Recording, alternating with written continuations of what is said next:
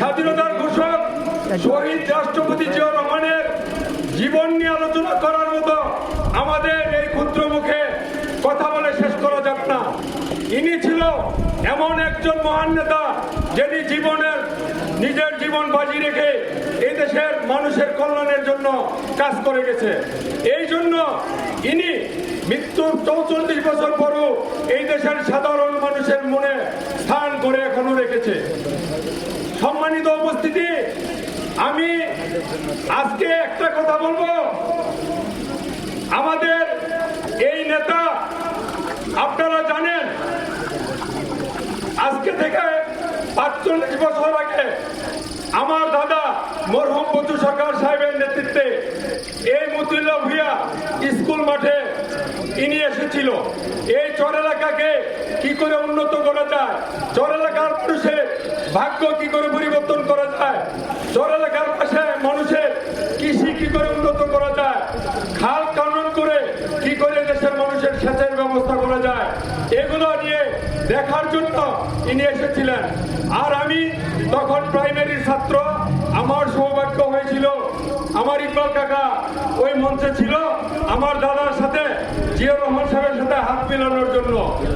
ওই নীতিকে এই আদর্শকে ধরে অদ্যবধি পর্যন্ত এই আওয়ামী লীগ অত্যাচার নির্যাতন নিপীড়নের পরও আপনাদের সাথে এই জিয়াউর রহমানের আদর্শ ধরে রাখতে পেরেছি। এই জন্য আল্লাহর কাছে অশেষ শুকরিয়া জ্ঞাপন করছি। সম্মানিত উপস্থিতি, আমি আরেকটি কথা বলবো, আমার নেতা এখানে খায়রুল কবির খোকন সাহেব উপস্থিত। আমাদের বিএনপির মূল প্রাণ হলো আমাদের এই তৃণমূলের জনগণ। আপনারা বিগত দিনে এই ৫ই আগস্টের আগে কার কাছে আপনারা ছায়া পেতেন?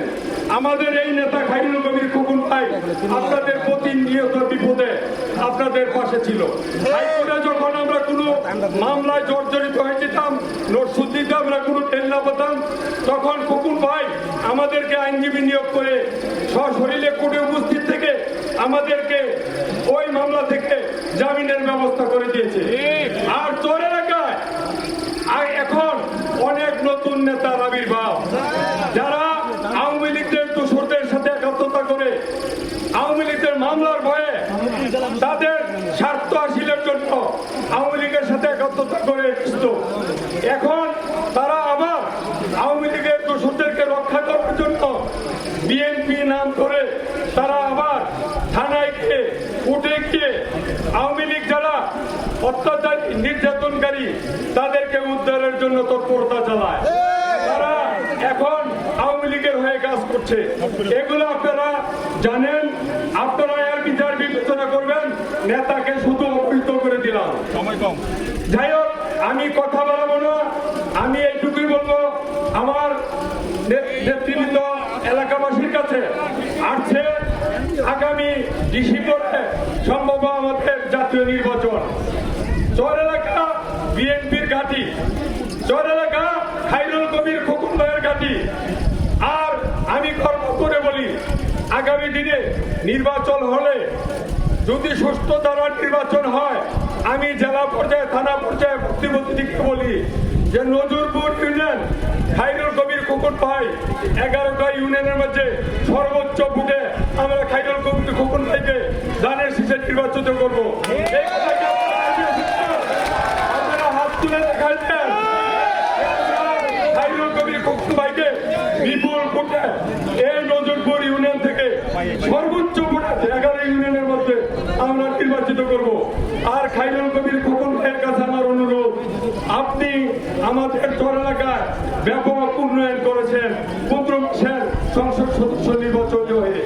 আগামী দিনে আপনি আল্লাহ যদি আপনাকে সংসদ সদস্য করে, আপনি আমাদের অবহেলিত চর এলাকার অভিভাবক হয়ে এই চর এলাকার দায়িত্বভার আল্লাহর পরে আপনার হাতে আমরা ন্যস্ত করলাম।